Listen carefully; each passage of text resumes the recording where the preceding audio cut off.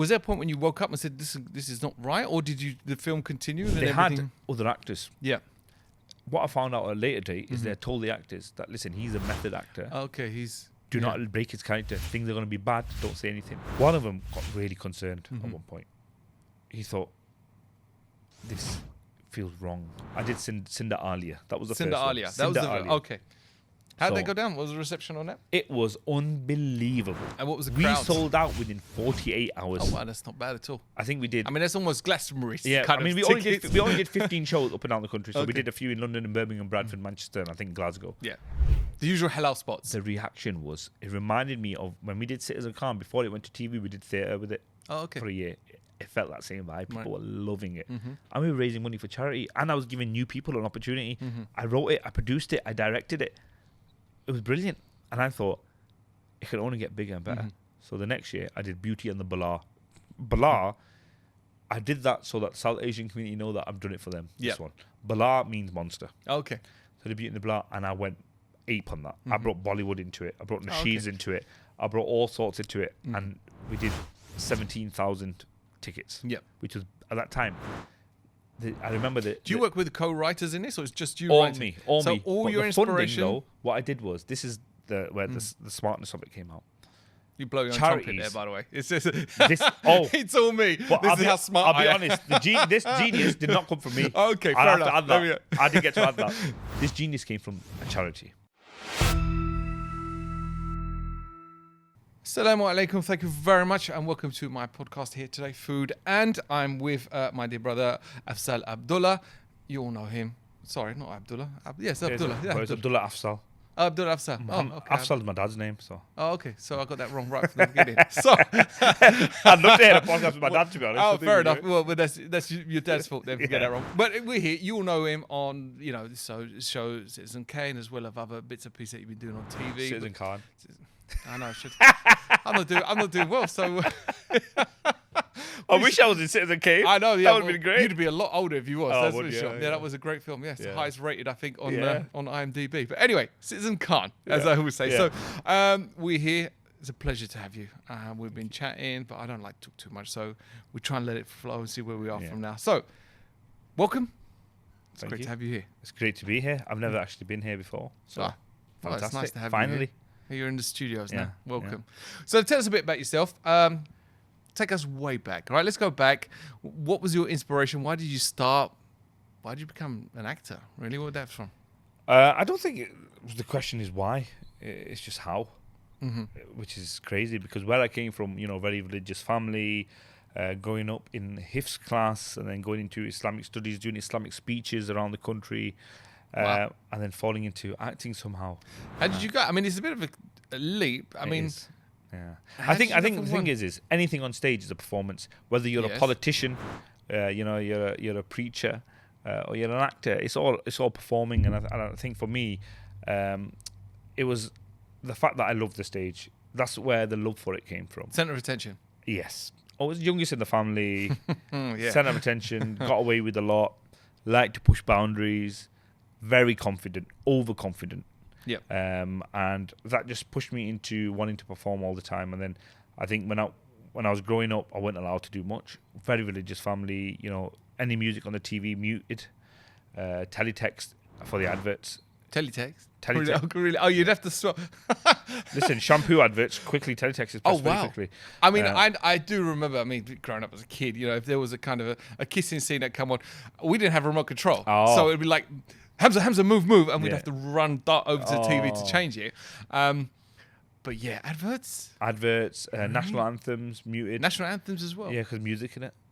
Good God, wow, that's very strict. Very strict, and I think then when I was about 13, my mum was diagnosed with cancer, and she got very ill, and my family kind of wanted me to, I don't know, distract me with something, so they kind of let me do a bit of after-school drama at school, and then my mum passed away, so they stopped concentrating on me a little bit. Right, yeah. And the world kind of implodes a little bit. Imploded, so everyone kind of got on with what their own thing was. How many siblings did you have? I had 2 older brothers and 2 older sisters. Okay, so you were the baby. I was the baby, yeah. And they were all very well behaved academics, and I was just this, weird child running around. One. Yeah, crazy, off out of his mind. And I did stuff outside of school, with school though, after school hours, drama. Got into a play with school, loved it. You know, teacher went to my brothers and was like, he's a natural like this. Did your siblings kind of take over the kind of parenting in the house? The thing was, they were kind of already very much involved. Okay. I became kind of a project for a lot of them. Okay. Because I was their entertainment. Right. But they were really worried that I was going to go into this industry. They can't have that. Haram. Yeah, exactly. Yeah. So they were trying to stop it as much as they can, and they, you know, they really didn't want me to do it as a GCSE. When it got to college, they kind of. So I mean, just to kind of delve a bit deeper. So you had a relatively religious upbringing. Why was that? Were your parents religious, or were they ultra religious? What was your father's job? What did they weren't religious when they first came to the country. Okay, yeah, like most. Yeah, and then they started to. I think my dad's one of those people who is, and my brother's of those people that they're never half in. Yeah. If they're in, they're in. Okay.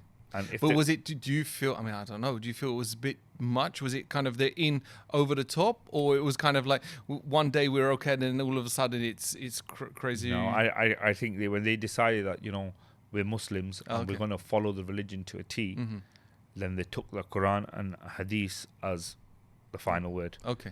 There was no maneuvering. There's no you know, none of them got mortgages out. You know, they all. Just did it the opposite. They never got car finances. Oh, that's quite. And even, I mean, you're talking about when you was a young man, so 90s. Exactly. That wasn't easy. No loans. You know, music. Never went to concerts, anything like that. Girlfriends. All the marriages were done in the stricter ways, and yeah, that was just the norm, and I was well into it. I thought this is who I am as well. And what kind of community were you in? Was it white community? Was it Asian community? No. I remember the first. When I first met a white person, I was in high school, and I was like, "Wow!" I was like, wow. "I need these people." Wow, big difference. Yeah, who are these people? And then when I went to college, I remember when I first got into the industry. Actually, jumping forward a little bit, I thought I was really English because in my community, I was very pale skinned. Yeah, you'd pass. I was, you know. Everyone used to call me white boy. Well, yeah, you are. And I thought I sounded quite English, actually. And then when I went into the industry, you still got that English Asian twang. Yeah. And then when I went into the industry, I was acting, and the writer came up to me and goes, "Can you deliver the line a bit different?" I said, "What do you mean?" He said, "So, you know, why don't you say, Dad, what you talking about? Go get out." I said, "What accent is that?" He goes, "I'm just doing your accent." I don't sound like that, do I? And then I found out, yeah, I do. I do sound like that. Yeah. I never knew. It's hard. Yeah, it's hard. Yeah. It's a lot of people will recognize it when you're outside of the kind of the community. It's quite. It's mad because when I was in high school, there was a lot of race wars. So the whites were fighting the blacks, and the blacks were fighting the Asians were fighting the whites, the Arabs were in somewhere. Yeah. And I got beaten up by the black kids and the white kids because they thought I was Pakistani, which they were right. Yeah. I got beat up by the Pakistanis because they thought I was white. Oh god. And I got beat up by the Arabs because they thought I was either white or Pakistani. You didn't fit in anywhere. I got battered by everyone. No. You could pass for Arab, I suppose. Yeah, but the thing is, Arabs know I'm not Arab. Yeah. That's the thing, isn't it? Yeah. To Pakistanis, I might look Arab. Yeah. And then I just got battered everywhere. I remember I was hiding under the table with the teacher. As everyone battered each other. There we go. It's not really a kind of great advert for Manchester. No, that was the 2000s. Okay, it's different now.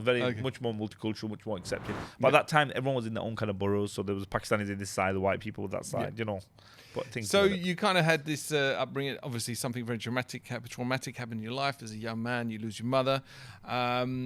That kind of then allows the door to be open a little bit for you. There's a bit more kind of, how you put it, they kind of let you get on with your own thing. It wasn't so much strict in the household.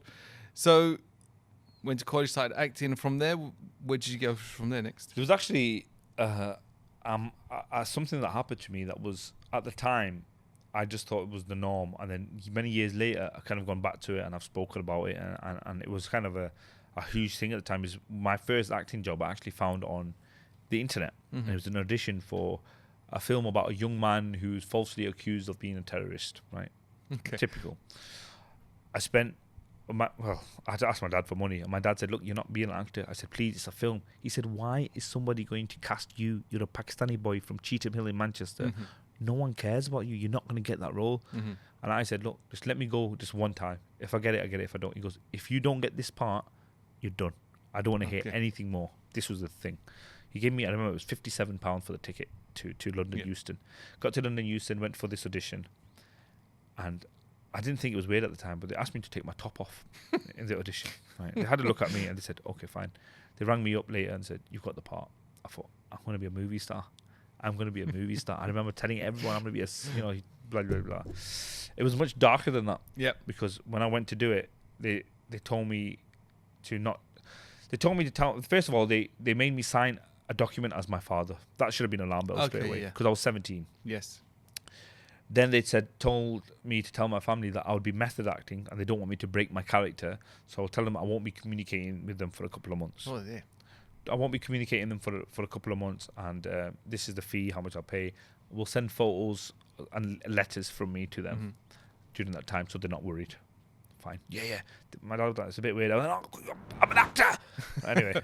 You try and justify anything. Anything. Yeah. It's what ended up happening at the time was I was playing a character that was taken to a black site and tortured, right? Yeah.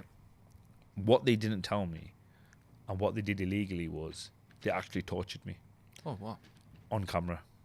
So the first thing they did was they stripped me, which as a conservative Muslim kid scared the life out of me.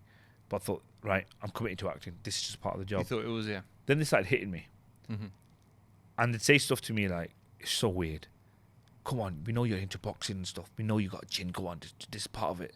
And I was like, yeah, go on then. And I got battered. Black and bruises everywhere, beaten up. Chained my wrist to my ankles to a floor, nude. Just then I was put under in a pit in the floor with a cage on top of me with what's the lights? The strobe lights. Strobe lights and heavy metal music playing through the night, so I can't sleep. And then if I fell asleep, they'd throw ice cold water on me, and it'd feel like I'm drowning in that. And pit. this was constant. It was just happening. I was fainting, passing out and stuff. The worst thing that happened was I could see myself losing a lot of weight. Yeah. How long was this going on for? How long were you filming? The thing is, I don't know. Really? You lost track of time? I've told this story so many times and it changes all the time in terms of dates, and I've realized it's because I don't know. It must have been I lost a lot of weight, and I'm talking, I think I was 11 and a half stones when I went in, and I think I was about 8 stones when I came out. That's a lot to deal with as a young man. Then the worst thing happened was I remember being sat on a chair. They dragged the chair back, and I remember having so little energy that I didn't even protest it. They took me in, they shaved my beard and my hair off. Yeah. They got cling film, tied my head, my feet to a wooden board, turned it upside down, tied cling film around my mouth and over my nose, and they poured water down my nose. I was waterboarded. Yeah. And it was for the film. Wow. And they waterboarded me and they filmed it, and there was a crew. And this was all going on. I mean, this is something now. It's quite deep. And how did you... Was there a point when you woke up and said, this is not right? Or did the film continued and everything? They had other actors. Yeah. What I found out at a later date is they told the actors that, listen, he's a method actor. Okay, Do not break his character. Things are going to be bad. Don't say anything. There was one point when one of the guys there were people who were torturing me doing the stuff, but they were meant to be these 2 actors doing it, but they wouldn't actually do it. They would do the dialogue, and then, and then you would have... I did like soldier kind of thing. One of them got really concerned at one point. He thought, this feels wrong. There's something not right here. Because then they started thinking, he doesn't look like a man. Young man, 17. Yeah. Once 17. You shave your beard off, you're going to look look younger. When I was shaving and nude and thinking, then alarm bells rang to one of them. And he went, sorry. He goes, I've got a cut here. He goes, this does not feel right. Yep. And I remember, I was half unconscious. I remember a huge kind of fight, argument, pushing people against the wall, blah, blah, blah. And then the director lady coming up to me, she was the scariest woman ever. She came up to me and she said, have a word with him. He thinks you can't act. He goes, look at you. You're going to be a superstar when this comes out. Don't let him ruin it for you. I was like, Come here, I'm method acting. Can you believe that? Yep. Crazy. Anyway, so he calmed down, whatever. And they waterboarded me, etc., etc., etc. Then they started making me do some words. They go, "You're an actor." So I was saying something like, they're saying, did you hide the detonators in this, that, the other? Some rubbish. Yeah, script, some rubbish. yeah. And I was going, no, it wasn't me. That kind of stuff. And I was actually exhausted, so it was real tears coming out. I just shouted. And then one day they just said, "Cut." That was it. They give me my clothes back. Left me outside the train station. My pants fell down straight away. Oh wow! I could put two of me in my jeans, and they put £900 in my pocket, and I was buzzing. I was absolutely. That buzzing. was it. I went home. For any person that would put anybody off. I thought I was a superstar for life. It's only when I got an agent and I got into the industry, my agent was like, "What is it?" I said, "I don't know. They've sent me a DVD. There was a DVD of the film." And they watched it. He goes, "This is illegal. We need to find out what's going on." Yeah. Can't find any of them. None. Wow, dear. Can't find the director. Can't find the producer. They found the actors, and we had to sit down, and they were like, "We cannot believe that you." So went the film in on was released. Was it released? What happened was, they still had a base at the time. Okay, yeah. So my parents were like, "What has happened to you?" My dad and my sibling like, "This isn't. I was throwing up. I was ill. Right, we want to have a chat with him." And they were like, "Was it really film?" They go, "Yes, real film. Look, we'll send you the DVD." Yeah. It was one of those, and then suddenly they disappeared. It's very I'm. It's ridiculous. It's crazy. crazy. I understand. There's a lot that goes on in the industry, and it's cleaned up a lot more recently. I don't. Sure. There's no one else that I know that went through anything like that. No, not in that respect. I remember when, the BBC, for example, they wanted to speak to me about this many years later. Yeah. Because I mentioned it briefly on a podcast, and I was told by my agent, let it go. Let it go. Yeah. At that time, my agent at that time was like, "Let it go. It's going to cause more issues than anything." Yeah, you'll end up being that guy. Yeah. And at a time, I suppose a few years ago, now we had a lot of movements in the industry, and the Me Too one being one of them, where things have kind of opened up a little bit. I know, and I heard a lot of stories before that there used to be budgets specifically for certain things. Yeah. All right, and those budgets would be allocated for every film set. So it's changed a little bit. Yeah.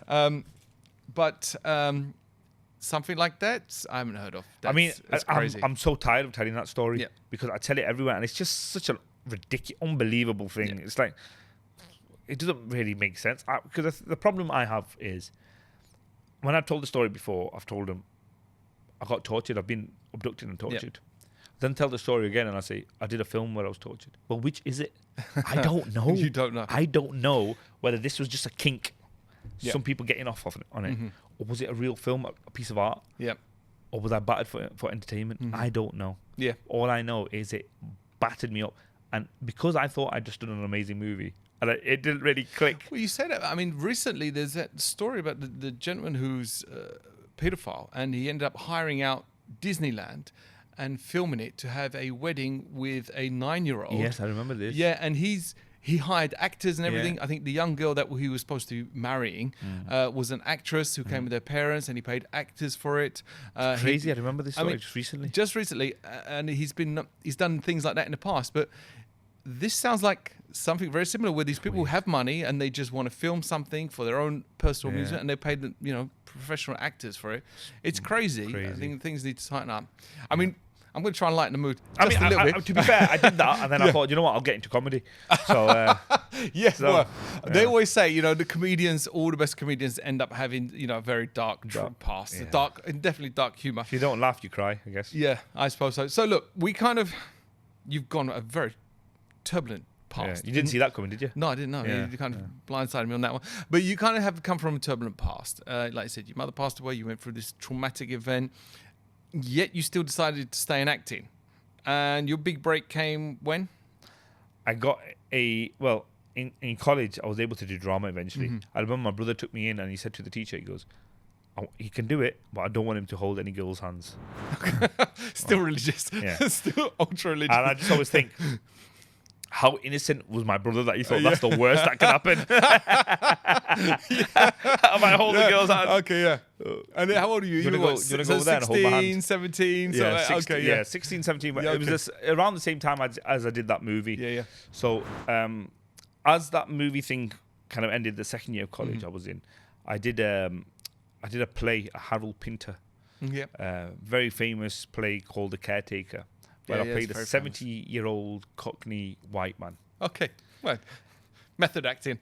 At that time, I thought I could do anything. Yeah, I had that about me.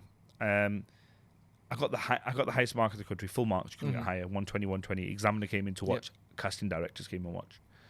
That's when agents want to sign, picking up the interest. And then I got an audition for a show called Admin at the time. It was for BBC Three. It was a pilot. Yeah, got the part. I was like, yeah, obviously I'm going to get the part. I was so overconfident. Did it. I remember getting in trouble because the producer said the director said to one of the actors, I'm going to give one action for you to start doing the paperwork and moving stuff about, and I'm going to say another action for your dialogue to start. I didn't hear that. So when she said action the first time and he didn't say anything, I went, action? And they went, no, you do not. I went, oh, God. Because I'd come in from nowhere. Yeah, that's your I had no confidence training. speaking. But yeah, that became a series called Lunch Monkeys eventually on BBC Three, and I did 2 years of that, and that was difficult because it was at that time BBC Three was known for quite crude, outrageous stuff. Yeah, it was the newer version of BBC Four sort of thing. Yeah, it was. Channel 4, I mean, 2 pints of lager and a packet of crisps. Yeah, I remember that. I was at the same time, and it was.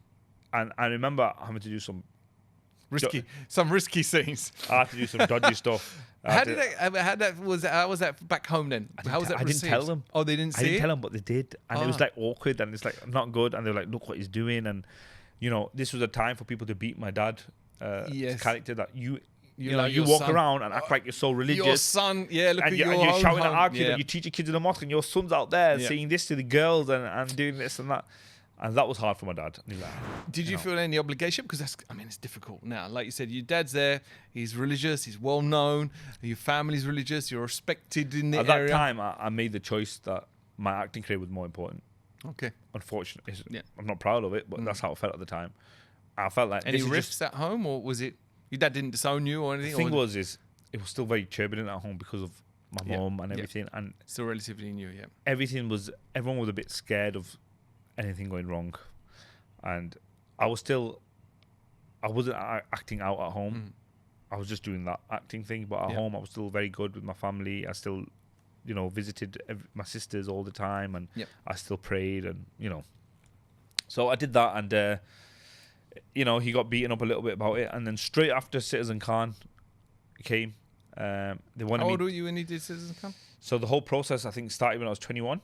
Yeah, and then I finished it when I was 28. So good slog on it. My 20s was Citizen Khan. Yeah, so when I did Citizen Khan, that was kind of my big break. I got obviously criticised. I got to be honest. Full disclosure, I haven't watched it. Yeah, I'm sorry. I haven't. I think I watched one episode. Well, most people never watch themselves anyway. Yeah, I guess so, that would be a bit narcissistic. Yeah. But yes, I don't know much about it. I do know it was a massive show.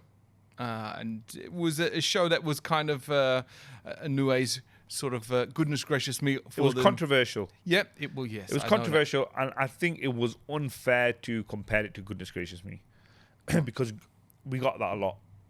Yeah. Okay. We got that a lot, but Goodness Gracious Me was a sketch show. Yes. Citizen Khan was a sitcom, and it was on a Muslim family specifically, and with that comes a lot of criticism. Personally, I would more compare it to Desmond's. I don't know if you remember Desmond's barbershop, whereas I know the black family that was the African Caribbean family. The issue is Desmond's is an African, American family. Was it British, Jamaican, and it was So a black show, but Jamaicans and Africans doing it. Citizen Khan wasn't labeled as a Pakistani sitcom. Okay. It was labelled as a Muslim sitcom, and it wasn't.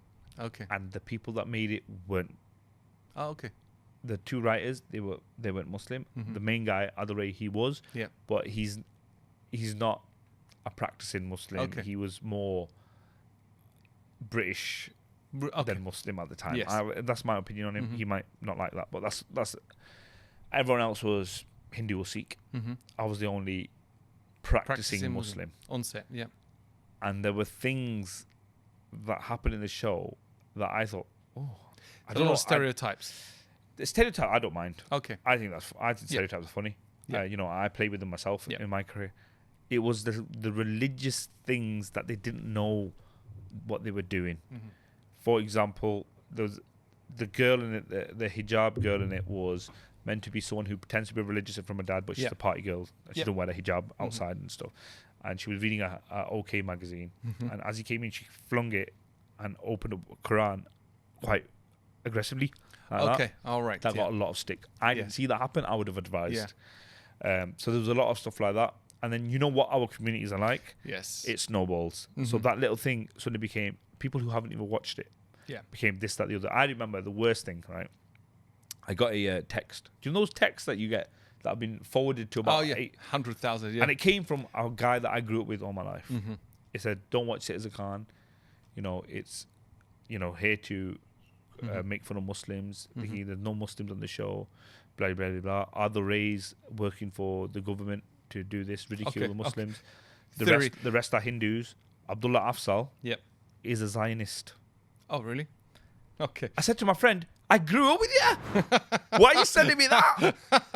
He said, "Oh," he goes, "I didn't really read it." You didn't read it all, yeah. I go, "Well, this is the problem." And it snowballed, and it ended up being when we're filming some, you know, the chavvy Asian kids that don't even pray, have no who drink on the weekends, are suddenly coming with eggs to egg us because we're making fun of their religion. Yeah, we have a lot. I mean, it's unfortunate, obviously, in our communities, we have a lot of people. They just judge you from their sofa without knowing anything about it and without being practicing themselves. But you know, right. So you've done Citizen Khan. That was massive for you. Great platform. Yeah. You then went to Snow Brown.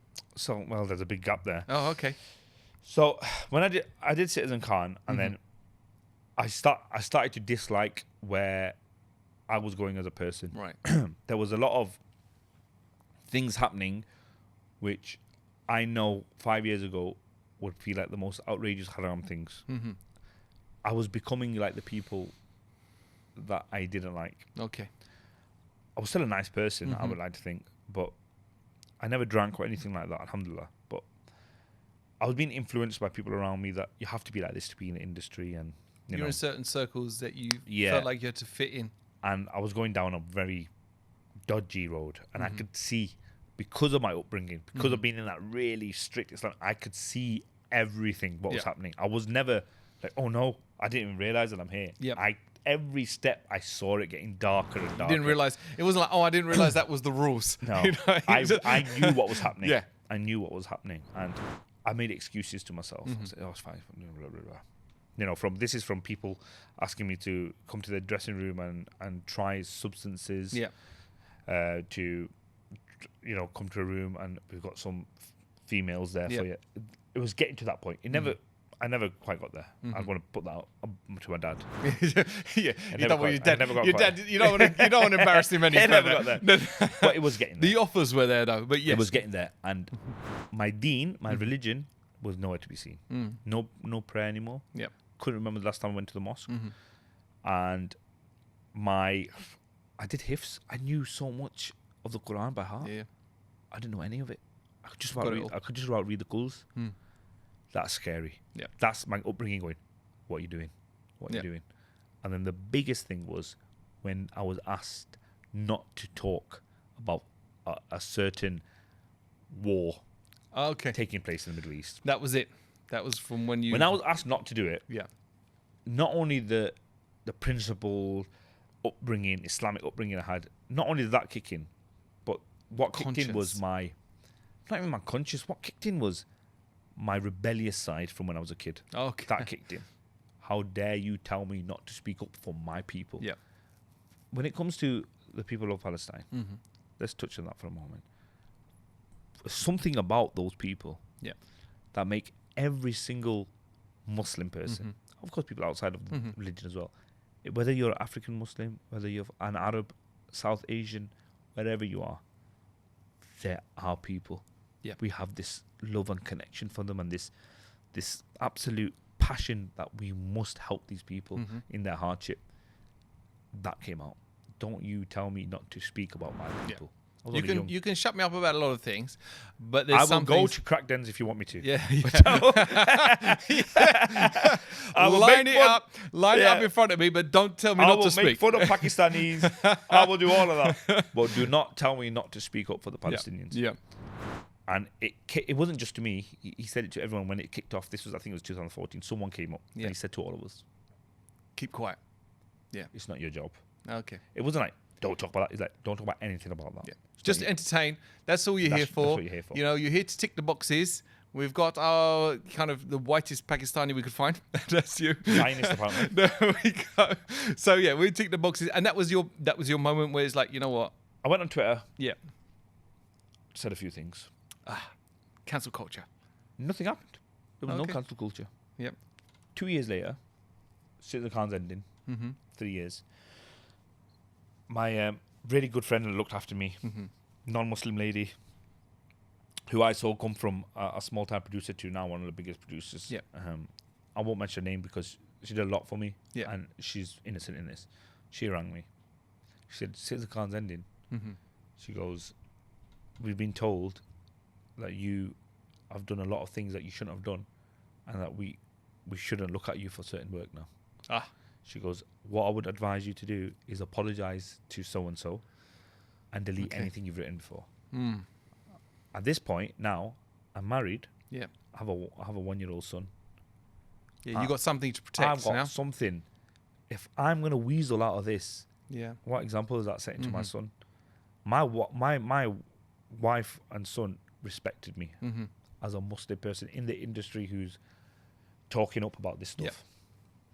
I said, no, I'm not. She goes, listen, I'm advising you as a friend. Talk about it. Do a fake account. Yeah. Do this and that. I said, it's the principle. She goes, I just hope you know what you're doing. The next part I was offered was for a soap.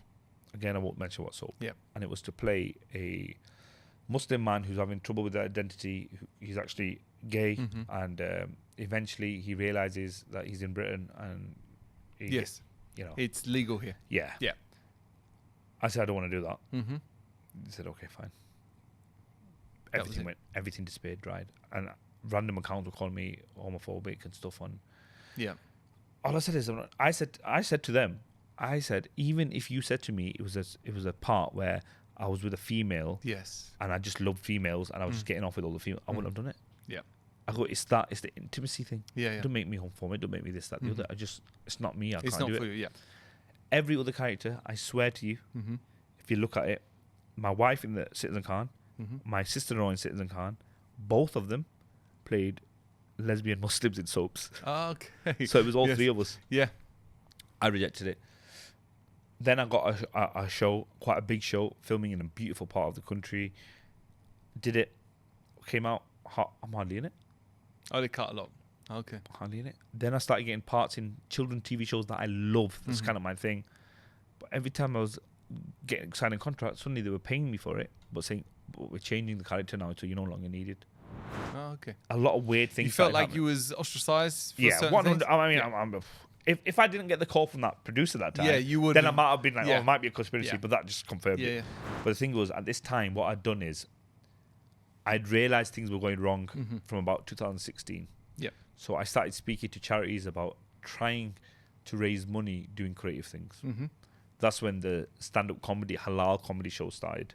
Yep. So we started touring the UK with charities. So you started doing stand-up yourself at that time? I started doing stand-up, halal stand-up comedy, So that was your way to be able to kind of take back some control, pretty much. That was my way of still doing what I love and still staying within my community and still making some money. Yeah. Still making a living to feed my wife and kid.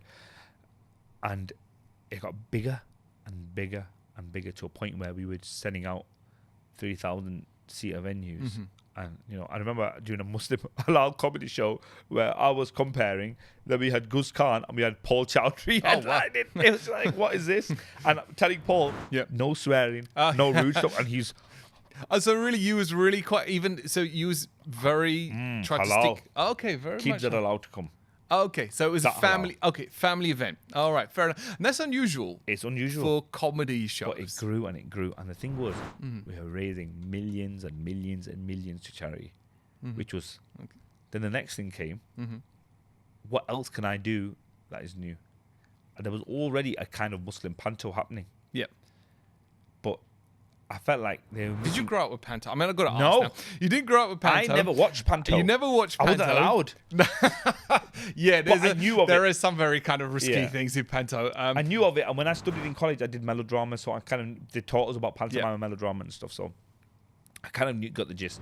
So how did you? I mean, you never watched it. You didn't know much about it. It's intrinsic in someone British else culture, started it. by the way. It was a great idea. A family from North London started it. They weren't actors from acting background. They just liked to be creative. Hello. Yeah, Pantos. they started the Muslim Panto, the original, and but they weren't from a comedy background. So, they were creatives, and I feel like they did a very good job bringing it to the market. But it wasn't. I didn't think it was very funny or engaging. It wasn't engaging enough, but it was a good story. It was a good day out. So there was potential in it. You went to see it? I was in it. Oh, you was in it. So they at the beginning they needed a bit of publicity. Right. So yes. And they said to me, "Can you please help?" I said, "Go on, I'll play the villain. I'll go in." So it was only about 6 shows. I went and did it for them for nothing. Yeah. I remember the poster was kind of like all of them in their costumes and me and my MasterChef. Oh, okay. They took it off Google.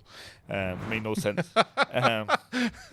So you didn't have time for a photo shoot. I'll show you it later. It's the most ridiculous thing. So I did that, and I thought this has got legs. It's got legs.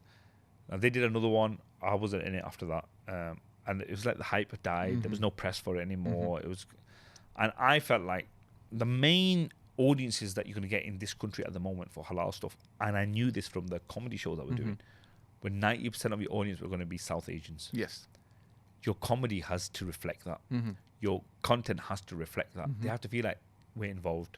There wasn't enough. Because there was a part when I did their Panto forum where I'm playing the villain and I need to get some gold or something off the main character's uncle. So it's like Red Riding Hood where I dress up as a... like the wolf, as the grandma, but it was the opposite. So I dressed up as the main character, the female. I went to the grandma, or the uncle in this show, and was like, "Can I have the gold? My thing." And he's like, "But what big, but what big build you have?" I was like, "Yeah, I had a growth spurt." That was in the script. Okay. And then they were like, and wow, you're so hairy. And in the script, I was supposed to say, "Yes, it's a stressful world." But I just changed it because I saw the audience and I'm a comedian. So he said, "And Maya, why are you so hairy?" I said, "I'm Pakistani." And the audience started laughing. The audience laughed, and it was the biggest laugh of the night. Yeah. And I went off. She was like, "I can't believe what you've ruined my show." Ruined your show, really? Ruined my show. How dare you say bit something of creative differences there. I was like, "But it's funny." She said, No. Anyway, so they stopped doing it after that because it lost the hype. Yeah. Then I thought, I'm going to do it. I'm going to do it. And better. And bigger. Better. And I wouldn't even say better. It's just different. Yes. To what I've learned. So I did Cinder'aliyah. That was the first one. Cinder'aliyah. That was the... Okay. How did So they go down? What was the reception on that? It was unbelievable. And what was the crowd? We sold out within 48 hours. Oh, wow. That's not bad at all. I think we did. I mean, that's almost Glastonbury. Yeah. Kind of we only did 15 shows up and down the country. So Okay. we did a few in London and Birmingham, Bradford, Manchester, and I think Glasgow. Yeah. The usual halal spots. The reaction was, it reminded me of when we did Citizen Khan. Before it went to TV, we did theatre with it for a year. It felt that same vibe. People were loving it. And we were raising money for charity. And I was giving new people an opportunity. I wrote it, I produced it, I directed it. It was brilliant. And I thought, it could only get bigger and better. So the next year, I did Beauty and the Balaah. Balaah, I did that so that South Asian community know that I've done it for them. This one. Balaah means monster. Okay. So the Beauty and the Balaah, and I went ape on that. I brought Bollywood into it. I brought Nasheeds into it. I brought all sorts into it. And we did 17,000 tickets. Yeah. Which was, at that time, I remember that. Do you work with co-writers in this, or it's just you all writing? me, all so me. all But your the funding, inspiration. though, what I did was, this is where the smartness of it came out. You blow your own Charities. trumpet there, by the way. It's just, it's all me. But This is how smart I'll be I am. honest. This genius did not come from me. Okay, I'll fair have enough. to add that. I didn't get to add that. This genius came from a charity. Okay. So a charity approached me and said, instead of doing 5-6 shows, do 17,000 tickets. Yep. We'll fund it. Because we'll fundraise on the night. Yeah. We'll make more than that back. So I think they spent about 250K on my production. Oh, wow. Which is Is a lot one of money night? for a charity. No, not one night. Okay, I think it was 31 shows. Okay. So we went on and we did 31 shows, whatever. Sold 17,000 tickets. Raised over £1 million net.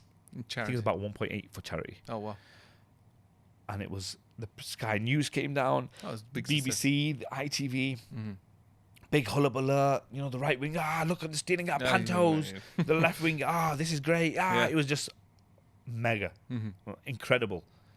And then when we did that, I thought the charity thing was a great idea. Yeah. But how was it like working with charities? It was good and bad. It was good because I didn't have to worry about any of the admin. Yeah. Didn't have to worry about the funds. Didn't have to worry about the volunteers. Didn't have to worry about any of that. Just creativity. The problem came is when they start getting involved in the creativity. We can't have that. We can't do this. So I had a contract with them. Yeah. So I finished the contract, and then I thought, can this be done on my own? Yeah. Number one, where am I going to get the finances to do this? Yeah. Because I'm not Brad Pitt. I can't. No.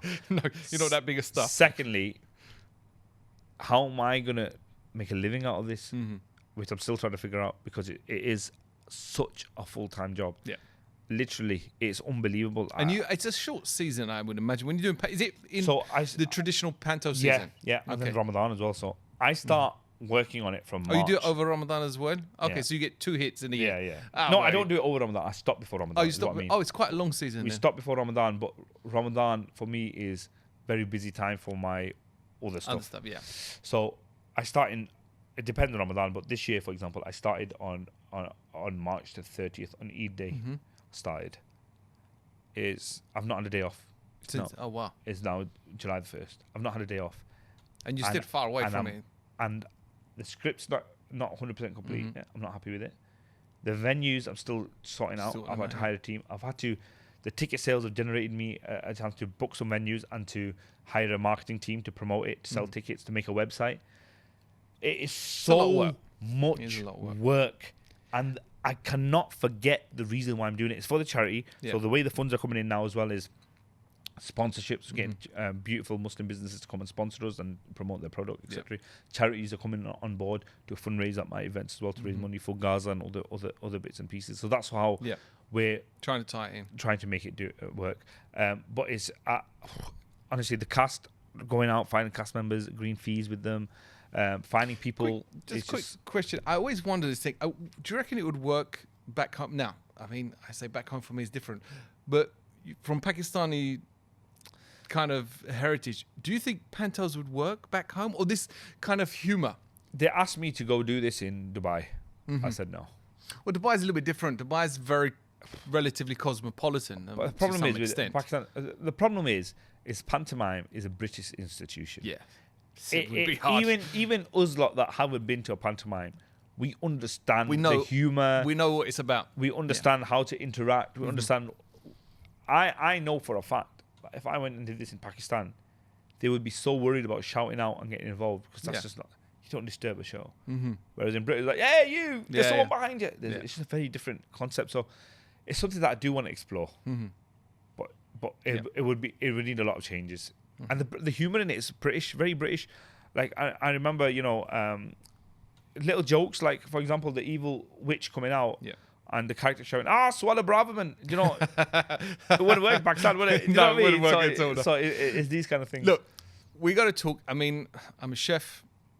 You did your MasterChef, Celebrity MasterChef. That was in 2017. I think so, yeah. Did quite well. You got to quarterfinals. Quarterfinals, yeah. What was your dish? I did several dishes. Okay. So what was your quarterfinals dish? Quarterfinal dish, I did a Kashmiri roast dinner, I called it. So it was like it's so mixed. Tandoori roast chicken, some potatoes, a raita. I can't remember. Did you have gravy? I believe I had chutney. That's not roasting about gravy. Shame on you. And you're from Manchester as Kashmiri, bro. Okay. So I thought I'd tick a box tick something. Oh, he's done something ethnic. We'll have to keep it in. How was it though for you? Are you good at cooking, by the way? I'm better now. Okay. I couldn't cook then. Let me explain to you how it went. To those who haven't watched it, it's important that they know. I know a bit about it because I'm in the industry. Also, my cousin was on it as well, actually, a few years ago. I understand a lot of it's a show. It is a show. First and foremost. But the first day, I thought, the round was you open a box of the ingredients you cook. I thought they're going to say, look, these are the ingredients. So these are the ideas we've got for you. None of that. I went in and I opened the box and I was like, cook, you got 25 minutes. It went very wrong. Okay, it was an elimination round, the first one. Oh, okay. So that was the good bit. Just to embarrass you. So I opened it. There was a chicken in there. A few spices, some potatoes, etc., a bit of fish, whatever. I thought, what am I supposed to do this? I thought, right, my dad used to make roast chicken, and he used to get like spices and stuff, just chuck them on, put it in a yogurt, marinate the chicken, and throw it in the oven. Oh, it seems simple enough. I thought, all right, but I'm sure a chicken needs more than 25 minutes to cook. But I thought, surely MasterChef wouldn't have given me a chicken if you can't cook it in 25 minutes. So what I did was, I got a roast chicken. Yeah. I found some yogurt from one of the pots, poured it on, mixed tandoori, lemon, all that. Mixed it up. It went a nice red colour. Threw it in the oven. Right. I thought, right, potatoes. How do you cook potatoes? I'm sure I've seen people cook them in water. So I put water on the hob, right, threw some potatoes in. We need a sauce. How do you make a garlic sauce? Maybe it's just garlic. You put it in a pan. I'm in pain right now, by the way. Yeah, I can feel it. I thought you get garlic, pain. you put it in pan, and maybe you put like some sort of liquid to make the saucy. So I got a pan, put milk in it. Oh my god! Chopped up garlic, threw garlic in it.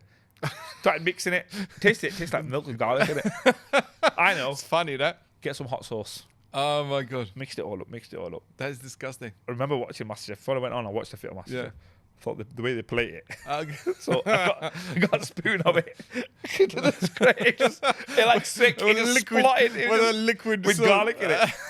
And I remember saying to the camera, they didn't keep it in. I said to the camera, the cameraman said, was like, well, John came around and he said, you got a little piece of garlic in that. I went, oh, well, yeah, no, Illuminati. I just said, look, because it's triangle shapes. I did that. And then took the chicken out. I thought, it's raw as hell. I don't know if it's cooked. And I looked over and someone's like slicing the chicken and putting it out on the plate. I thought, all right. That's a good idea. Bang, bang, it was like, dong, smashing it as much as I can. Chopped it in half. It was like pink everywhere. I thought, oh, God, I don't know what to do. And I just threw it on the plate. The potatoes had gone brown. Oh my god! I don't know what you've done. Threw that on the plate. Anyway, then we had to go to serving it. Right? If it looked like it, and they're like, right, and they cut it in a minute. That's raw. I was like, oh, well, sorry, not eating that one in. What did you marinate your chicken with? I said, yogurt and tandoori and lemon. He went, there was no yogurt. What did you put? I said what? He said, so what you've made here is a lemon tandoori cream marinated raw chicken. Oh, that is disgusting. With some potatoes and raw garlic sauce. You see that? All I'm picturing is those kind of viral videos. It was viral. Someone is watching it and going, "Oh my god, that's disgusting." I was the people's champion. People were laughing and loving me. Okay, because it was so innocent, so bad, and I did it, and they were like, "It's the worst." Honestly, it was. But you better now. Painful to watch. Yeah, but you need to watch it. I'm going to watch it. I'm going to go back and watch it. I'm going I'm going to do a video where I'm watching it. You got and commentating on it. That's for sure. But the thing is, the second time I did, then you got to cook again. Yeah. I thought, right, I've got to do something that I'll kind of know how to do. And naturally, we can make curries. Yeah. So I just asked my sister how to do it, and she told me. So the next round, I made chicken pakoras with a mint chutney dip, and as a main, I made a chicken karai with rice. Not too bad. And they loved it. They were like, oh, the flavour. I was like, it's just a curry, man. It's karai. It's yeah, easy. It's regular food, easy. Yeah. So I did the karai, and that went down really well. So after that, oh my God, we had to go to a restaurant, a high-end restaurant, and cook. And I did really well. I made cod for him. He taught me how to do it. I did it. So I started getting confident. Then we had to do a catering one for a university, medical university. But that one, I was paired up with the best chef in the place. Okay, so fair enough. Yeah. She was a reverend, but she was a celebrity reverend, but she was a dictator. Oh, okay. She was shouting at me and telling me. And when that episode went out, it was like everyone was talking about it, saying, "Oh my God, he was getting bullied," and I didn't care. The poor little Muslim man's getting bullied by a reverend. It was great, but it was great publicity. What's your favorite meal then? What's your go-to meal? If you're going to do a meal, what is it? The thing is, I've got a lot of issues, cholesterol and stuff, just genetically. Okay. So I have to be careful. But my favorite meal of all time. So you have to eat clean, quite clean then? I started eating clean just because everyone's my family, they all got high cholesterol. Gout. Pakistani, it's quite common. Yeah, it's all the oil. Yeah, it's far too much oil. Far too much lamb. Oh yeah. So, but talk about oil. Yeah. My favorite dish is what I eat, which is pilau rice, lamb pilau rice, right? On top of that, be careful with the cholesterol on the lamb. Yeah, it's uneat. Yeah, on top of that, we bought a kofta curry. Kofta curry on top? Top, with egg as well on it. It's a bit of a cheeky Mix it all up, throw a bit of raita on top of that. You got a bit of yogurt to get rid of this. Yeah. You know, a bit of Just tomato cut and through, cucumber in there. That's my meal. That's quite nice. That sounds very nice. It's just, I have it just on Eid days. Only on Eid? I'm coming to yours on Eid. Because that sounds really nice. Because I'm honestly, Eid lamb I'm sick of it. I'm still eating it.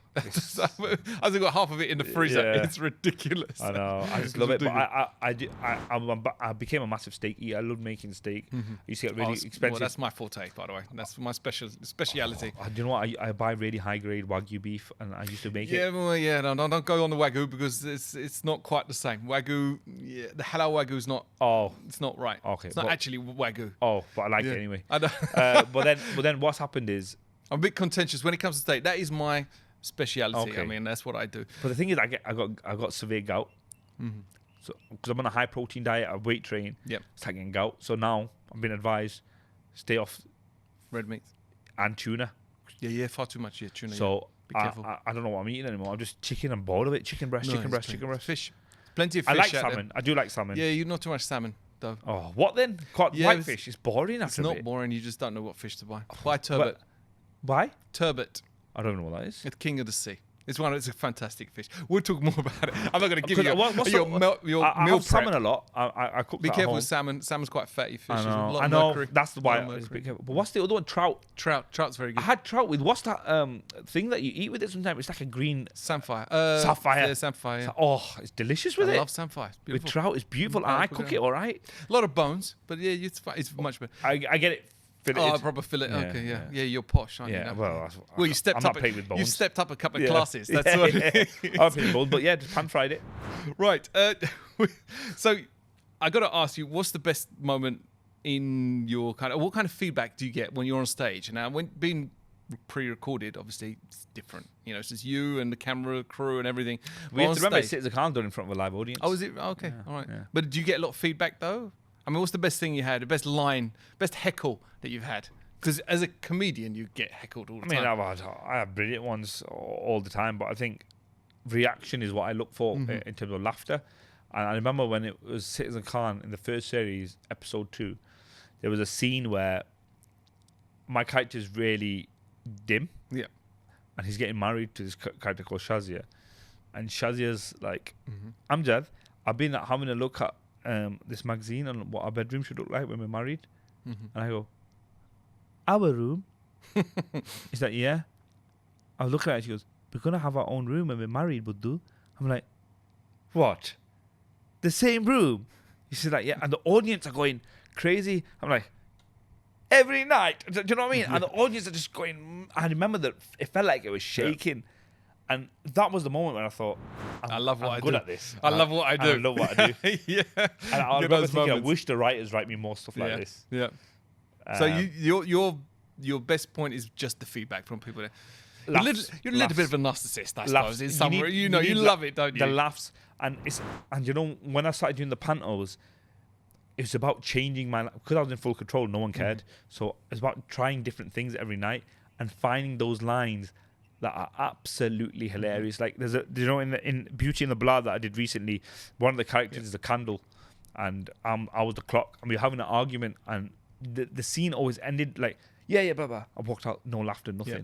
Then one day during the scene, I just saw a candle, an actual candle on the table behind us in the scene, and we were arguing, and I slapped the candle, and I went, "Ha! I slapped your dad." And I walked off, and it just roar of laughter. And then we did it every week, and I love that. I love finding little things to improve on the nights, and then bit of improv that kind of works. It always works well. It works well. Yeah, it does work well. Look, we run out of time. We could chat. I could chat to you for hours and hours. So now's for you. Hopefully, just tell us what you've got coming up. You know, sell yourself. What you've got coming up.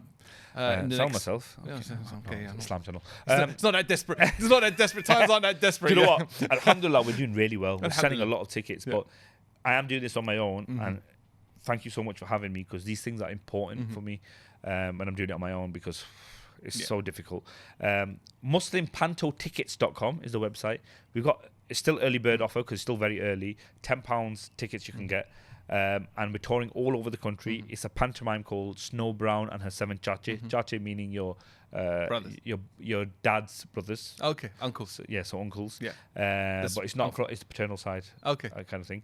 And it's just a hilarious panto made to make Muslims laugh specifically. Other people are welcome to come. It'll make them laugh as well. But I've catered this for Muslim audience. A lot of Muslim jokes. A lot of it's for kids as well. A lot of people say, "Oh, can kids come?" It's made specifically for kids as well. A lot of humor in there for kids. A bit of silly stuff, but also a lot of educational stuff. A bit of nasheeds in there as well. Little duas. There's bits where we read the quls to protect ourselves from the bad guy, for example. And the main thing is I feel like I've found a way of using my art to raise money for those most in need. And we all know what's happening around the world. I don't know when this will go out, but almost certainly there'll be people who are being oppressed or in need around the world. And the last time I did this, we were able to raise over £1 million for charity. My target this year is to raise over 2 million. That's what I want to do. The tickets are only £10. Please come out. Please support me. Where can we find you? MuslimPantoTickets.com. Perfect. Very simple website. I just want to ask one question, and I always feel it's a bit important one. I mean, we spoke a lot, so I missed a lot of good questions, unfortunately. But hopefully we'll have you on again soon. Yeah. How do you balance that kind of cheeky comedy as well as trying to get out that deeper message? Because I understand, especially in the Muslim community, if we say something that with a bit of humor, we can always be vilified. So how do you how do you balance that? How is it for you? It is a balancing act. It's a fine line. Sometimes you do cross it. I think the difficult thing is I have crossed that line and I have gotten stick for it, and I haven't crossed the line and still got stick for it. So it's about finding your own line. Yeah. As a person, I know where my line is and I won't cross it. If there's some people that don't like where my line is, then don't come to my show. Yeah. But majority of people, alhamdulillah, have no issue with it because it's a very innocent line. Yeah. I don't push the boundaries too much. The boundaries I do push is more cultural, not religious. Yeah.